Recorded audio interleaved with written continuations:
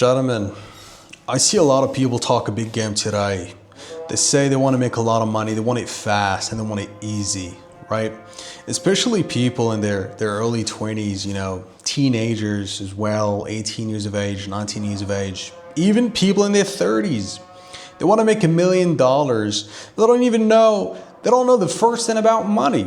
When you tell them to give you a definition of money, 9 times out of 10, they won't, because they don't know what money is. So I thought I'd come in here today and try to give you guys a broad definition of money. And to be able to do that, to be able to give a definition of money, one really has to go back in time to see how it has progressed, how money has progressed throughout time and throughout history. So what is money? Simply put, money is a technological advancement of commerce. Has always been a technological advancement of commerce, right? So let's go into the details here. All right, 6,000 years ago. Now I know I'm going way back in time here, but just stick with me, right? 6,000 years ago. Let's say you were a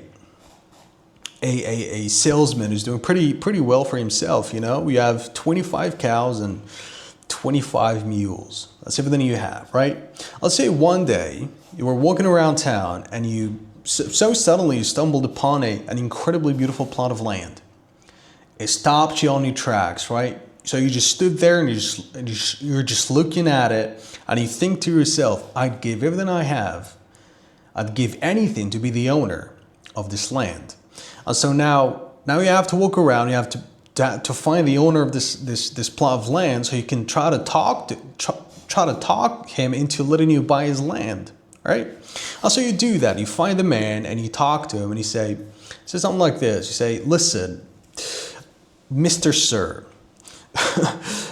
I'll give you everything I have in exchange for your plot of land. I have 25 cows and 25 mules. They're all yours. What do you say? And so this guy looks at you, right?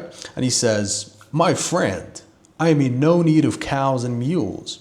But if you were to offer me pigeons, then I might just reconsider. So now you have to take your mules and you have to take your cows and you have to find someone who has pigeons who's willing to exchange his pigeons for mules and cows, right? And so you do that. You exchange your mules and cows for the pigeons. Now you go back to the owner of the plot of land. You give him the pigeons and give you the plot of land. Now finally, you are the proud owner of the plot of land. Now this whole thing, everything that had happened, is what we call bartering, right? You just bartered. You exchange your mules and cows for pigeons, and then you give away the pigeons for the plot of land. This is bartering. This is the system that people operated with 6,000 years ago, 5,000 years ago, right? There wasn't something called money. People used to barter. And this bartering system was so simple, yet very, very complicated. Why was it very complicated? Because you couldn't scale a business. You just couldn't scale. You couldn't scale economies. You couldn't grow countries. And why couldn't you scale a business? Because this bartering system was mainly reliant on a coincidence of needs. I have cows and mules, and I want a plot of land. So now I have to find someone who has a plot of land, right? And who's in need of cows and mules. And to find someone that fits that criteria, it's almost impossible, right? You'd have to look for him for days and days on end until you stumble upon him by chance. And so people couldn't operate with that system anymore. They needed something new. They needed a new form of money because people are greedy. They want to grow their businesses. They want to grow their economies. People have always been greedy, and they're always going to be greedy until the end of times, right? I'm greedy, right? It is what it is. So now people needed something new, a new form of money. And that's how the next technological advancement of commerce was introduced. Coinage. Now, coinage was a revolution, a technological revolution, if you will, right? Now, why was it a revolution? It was a revolution because finally, everybody had a medium of exchange. A currency was agreed upon worldwide. So now finally you can take your coins, you can take your merchandise, and you can travel halfway across the world, and you can sell your merchandise for a fair value. So now people were no longer limited by the limitations of the bartering system. Now you could grow business. Now you could grow economies. And people started to hoard these coins. They started to build treasuries. They started to conquer more land, right? Remember, no limitations at all. And so people operated with this system for many, many, many years. And just as everybody started to think that nothing would happen, nothing can happen that might have the ability to break this system, something happened that ruined it all completely. You know what happened is that King Henry VIII got really, really cheeky. Not just him, but multiple other kings. But mainly King Henry VIII. And this happened in 1554, right? And what King Henry did was he would take the silver coins, right? And he would shave a little bit off the top of the coins, and he would take the silver out, and he would put alloy instead, or some cheap ass metal. And he was diluting the currency. And he thought nobody would notice. Nobody would notice that King Henry was creating new coins out of thin air. It was crazy, right? And people noticed. And when they noticed, they completely lost trust in their king. And the purchasing power of the currency significantly went down. And price of merchandise significantly went up. And that's what we call today inflation, right? And people dealt with inflation. This happened like 500 years ago, right? And this is a historic economic, a historic economic event that happened 500 years. You can look this up. It's called the Great Debasement. And it happened under the rule of King Henry VIII. And so now people realized that coinage can be forged. You can create coins out of thin air. So people needed a new form of money now, right? And gentlemen, that's how the next technological advancement of commerce was introduced.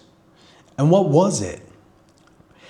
They said, everybody's managing on gold. Everybody's managing on silver. Everybody has gold. The banks have gold. So we'll just create a new system that is based off of gold. And that's how the gold standard was introduced. It's crazy, right? And so that's how paper money got introduced to us. And so now, how did people move on from coinage, having coins and gold, managing on gold, to having paper money?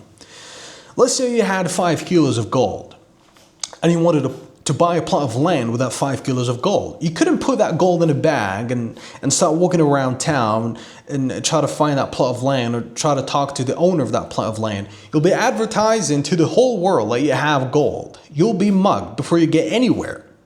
And so what you had to do was you had to go to the banks. You have to give them the gold. You had to give them the gold, and they had to give you in return, you'd get paper receipts of the gold units that were available in the bank, right?